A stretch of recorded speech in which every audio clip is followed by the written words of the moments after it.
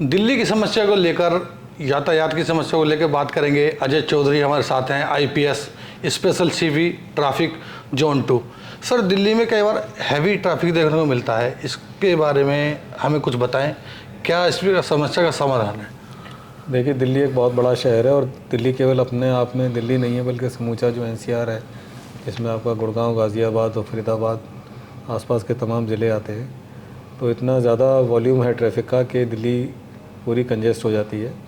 लेकिन इस दिशा में तमाम प्रयास किए जा रहे हैं और लगातार जितने भी स्टेक होल्डर्स हैं, सबकी कोशिश ये है कि दिल्ली का ट्रैफिक सुचारू रूप से चले। सर, ई रिक्शा जो दिल्ली में चल रहे हैं, क्या ये भी एक समस्या करते हैं, उत्पन्न करते हैं कि ट्रैफिक जाम को लेकर, और शेयरिंग ऑटो? कई जगह पर यह शिकायत आती है कि जो ई रिक्शा चलाने वाले लोग हैं, इकट्ठे झुंड बना के खड़े हो जाते हैं, जिससे कहीं कहीं वाहनों का आवागमन बाधित होता है।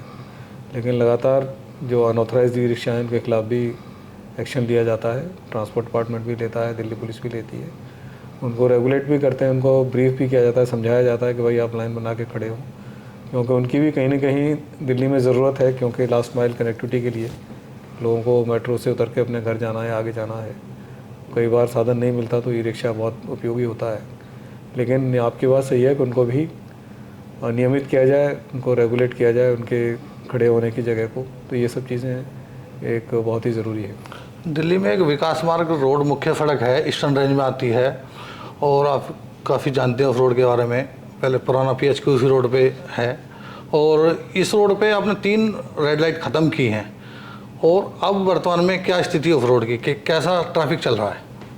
विकास मार्ग पर जो विशेषज्ञों की राय लेकर हमने कुछ एक्सपेरिमेंट किया है, रेड लाइट्स कम की हैं, कुछ शिफ्ट किया है, उससे बहुत फ़ायदा हुआ है, ट्रैफिक स्मूथ हुआ है और लोग बहुत अप्रिशिएट कर रहे हैं। सर, कई बार रोडों पे जैसे डग्गा मार बसें दिखती हैं, कई बार काफ़ी संख्या में, कई बार इलीगल चलती हैं, और उन पे कैसे नकेल कस रहे हैं आप लोग? ये देखिए, समस्या का कोई एक पहलू नहीं होता, समस्या के कई पहलू होते हैं। इंटरस्टेट बसेस के लिए जब लोगों की भीड़ ज़्यादा है, लोगों को अपने घर जाना है, तो उनको कोई ना कोई विकल्प मिलना चाहिए। जब विकल्प कम होते हैं तब लोग इस तरह की चीज़ों का सहारा लेते हैं कि कहीं से भी उनको कोई डग्गाबार बस मिल गई या कोई और सवारी मिल गई, लोग बसों की छत पर बैठ के जाते हैं। तो ये बहुत ज़रूरी हो जाता है कि लोगों को साधन उपलब्ध कराए जाएँ, जिससे कि जो इलीगल एक्टिविटीज़ हैं या इरेगुलर एक्टिविटीज़ हैं, जो एक्टिविटीज़ नहीं होनी चाहिए, वो अपने आप बंद हो जाएंगी। सर, कई बार देखने को मिलता है, हम भी गाड़ी चलाते हैं, रोड पे बसें जो होती हैं, डीटीसी की हुई या प्राइवेट हुई, अपनी लाइन में चलती, ओवरटेकिंग लाइन में आ जाती हैं, बीच में आ जाती हैं कई बार। तो समस्या ऐसी है कि बस जो ड्राइवर हैं, बस के जो ड्राइवर हैं, उनको ट्रेनिंग की आवश्यकता है या चलने दें ऐसी?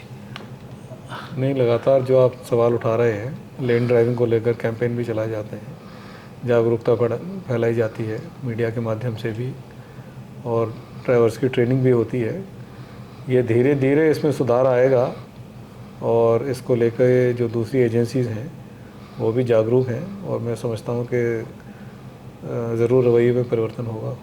सर, कल एक कार्यक्रम हुआ था, ट्रैफिक प्रहरी एक आयोजन कल किया गया था, तो 50,000 रुपये का इनाम फर्स्ट विनर को दिया गया था।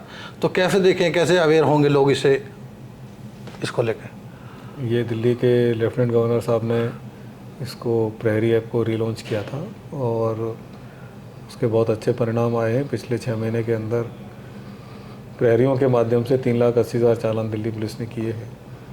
तो ये बहुत अच्छी स्कीम है, और इसमें लोग बढ़ चढ़ के हिस्सा ले रहे हैं। हमारी यही अपील है कि ज़्यादा से ज़्यादा लोग इस ट्रैफिक प्रहरी ऐप को डाउनलोड करें, और जो कहीं उनको शिकायतें ट्रैफिक के बारे में मिल रही हैं तो उसको सूचित करें। काफ़ी लोगों को इंतज़ार है, अक्षरधाम से सहारनपुर का जो फ्लाईओवर बन रहा है, काफ़ी काम उसमें तैयार है, लास्ट मोमेंट पे है। कब तक अनुमान है चलने का? ऐसा कुछ, जैसे कि लोडिंग टेस्ट होना बाकी है उस पर अभी, ऐसा कुछ बताएं पब्लिक को। नहीं, इसकी जानकारी तो जो एजेंसीज़ बना रही हैं वो एक आपको डेट बता सकते हैं कि कब तक पूरा होगा, लेकिन जहाँ तक हमारी तैयारी है तो हम ट्रैफिक पुलिस व्यवस्था के लिए तैयार हैं। जनता को कोई संदेश देना चाहेंगे गाड़ी चलाने को लेकर?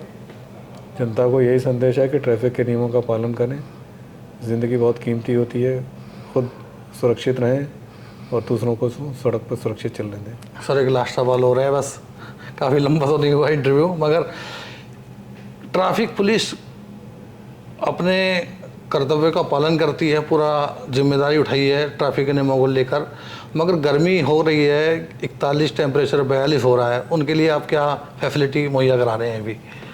ये अनुमान हम लोगों को है और मौसम विभाग ने भी बताया कि इस बार हीट वेव रहेगी, तो अपने जो हमारा स्टाफ ड्यूटी करता है इस गर्मी में ड्यूटी करेगा, उसके लिए कई सारी चीज़ें हमने सोची हैं और उसी क्रम में हम लोग उनको ORS है, पीने का पानी है, छतरी है, तमाम सुविधाएं उनको प्रदान करने की कोशिश करेंगे। एक आपका पायलट प्लान है, एक AC हेलमेट का आपने कुछ चल रहा है, दिल्ली पुलिस लाने वाली है, ऐसा कुछ ट्रायल चल रहा है, उसके बारे में थोड़ा बताएं। इन्हें भी इस बारे में मेरे पास कोई ज़्यादा जानकारी नहीं है। ये थे हमारे साथ Ajay Chaudhary, IPS special GP traffic. Cameraman Abhishek के साथ धर्मेंद्र राणा,